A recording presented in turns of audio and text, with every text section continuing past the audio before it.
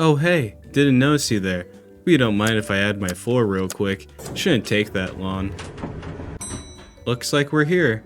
Wow, take a look at that. It's everyone's favorite floor.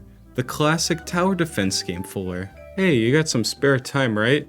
Well, why am I even asking? Of course you do. Come on now. I said, come on now. I said, alrighty, here we are. Oh, there it is, Kingdom Rush. Come on now, I know you got some more time to spare, right? What's the point? I know you do. Kingdom Rush is a game made by Ironhide Game Studios back in 2014 and has been a beloved game of mine since I was a dumb child playing on a hand-me-down iPhone 4, probably getting smudge marks and Cheeto dust all over the screen. If you have already forgotten, don't do it again. This is a tower defense game, which basically means guys come out of here and don't let them get through here.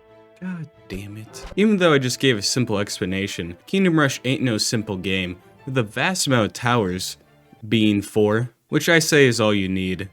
Balloons, I am looking at you. Let's start at the very beginning at Southport, and yes, I'm playing on veteran mode because I am an official gamer. Alright, enough monkeying around. As you can see in the instructions, the guide is using an archery tower, so let's just build some of those. Then you click on the tower again, maybe seeing if you can upgrade it, and you see a locked icon. Now let me go on a quick tangent on how much I like this, because over time you unlock more upgrades and progression paths for these towers. And to lock these at the start of the game makes the player excited to see how the towers change visually and how much stronger they get. Or at least I thought this was cool as a young, mentally deficient boy. At this point you also get a new power, being able to summon 2 farmers to help fight. Even though these guys seem weak and powerless, you should never underestimate the power of a meat shield. So you continue spamming archer towers, then this guy resists arrows. Time to use the wizard towers. This is a nice way to show the player that one way of playing won't work every single time. Otherwise you're just on casual mode and just spam wizard towers.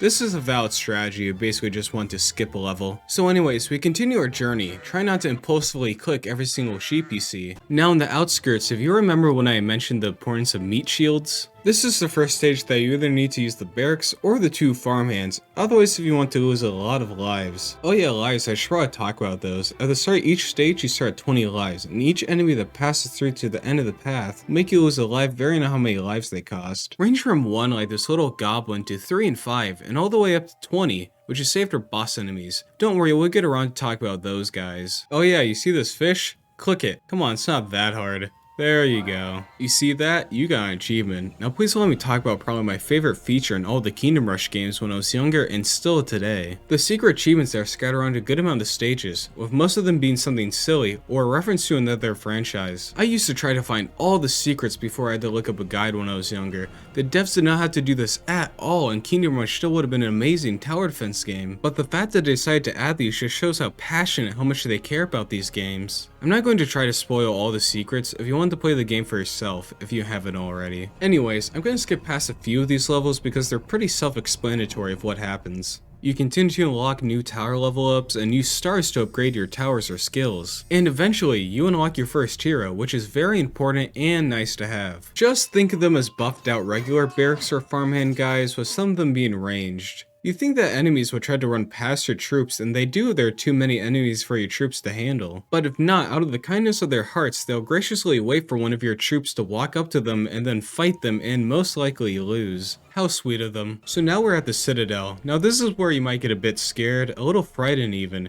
because this is the first level with a boss in it. So pull out your pacifier and listen to your calming ASMR videos, you fucking weirdo. Now you see these guys, all 8 of them? This is something else I really love about this game, are all of the one-off special units and towers in certain stages you can find and use. They're all unique visually and gameplay wise, add a lot of immersion and great rush of dopamine discovering them. Like, I'd even realized in all my playthroughs that you could buy 4 wizards in the bottom left corner to shoot fucking sunbeams. I only found out about these guys because I was researching about this video. Not trying to say they're hard to find, I'm just stupid. But you can see why this feature is so cool, because there are other defenders other than just your towers and your heroes. Or I guess, defenders if you give them enough money. Anyways, that was a nice chat. Oh shit. Oh wait, we can just stall him with upgraded barracks and just kill his bootleg meta knights with wizard towers. I remember as a child still playing on that shitty iPhone 4, losing to this guy about 3 times in a row because I kept using this bad strategy of not using barracks. I don't know why, because I never appreciated the value of a meat shield instead of a guy with literal fucking magic. But the next attempt that I did, I decided to use the barracks, and guess what? I won. My point being, if you're losing repeatedly, I would never lose because like I said, I'm a pro gamer, but if you are, switch up your strategy. Just running the same strategy over and over is literally the definition of insanity. Are you tired of that joke yet from everyone else on the internet? Sorry, but I'm not special. Anyways, oh shit, I'm 4 pages deep into my script and I forgot to talk about the fireball power. Whatever, if you made it this far, I would assume you know what a fireball does. I always like to upgrade the fireball power first before anything else because it's really damn useful. But with beating the Juggernaut, we move on to the snowy levels, which has a whole new cast of enemies to look out for. To be more specific, these levels are based around a snowy mountain mining area. These new enemies are beefier and can regenerate their HP, which you'll have to look out for. They also take advantage of this setting by adding some unique stage mechanics, such as these tunnels that enemies can go through to reach further down the path. Which I say is sheen because they're basically fucking teleporting, because you're telling me that going through here and walking through some long dark cave system is fucking faster than the intended way? Sorry, I got a bit ahead of myself. I know that we're supposed to beat a wizard at the end of the campaign through these levels descriptions and comic strips at the end of some of these levels, which I decided to look up for this video, and this fandom user is very unhappy with how quickly it ended. So that means it's perfect for me. Does anybody actually care about the lore behind these games? I'm genuinely curious because whenever I was tapping through it, all I got was a bad guy wanting to take over the world because lol, why not? Not trying to make fun of it, it's not like these games need a super deep story or a story at all. Bloons still looking at you. So just having a bad guy wanting to take over the world and you going out and defeating him and his minions is perfectly fine. It's honestly probably beneficial to this game because it allows the player to mold their own story and why they're going on this adventure. For me, it was just to kill people, but hey, to each their own. Oh shit, I've been talking for so long that we're facing the boss of this area. He's way more scarier than the Juggernaut because he insta-kills your troops and can freeze your towers. Apparently his name is JT, which I never understood why. Hold on, let me look something up real quickly. His name is a pun. Ow, what the fuck? Sorry, I just remembered something. Like a memory of when my YouTube channel name was different. Yeah, so his name is a pun based off the word Yeti. That's fucking lame. And because of that, it gives us the right to shoot him down, using the second final upgrade to the Archer Tower, which just gives them guns. Now that we're exotic pelt poachers, we can take care of JT pretty easily. Wait, I don't think guns are good for poaching. Whatever, at least these guys are munching on them though. I wonder how Yeti tastes. So yeah, other than some cool unique one-off towers and some funny Easter eggs, that's basically it for the snowy levels.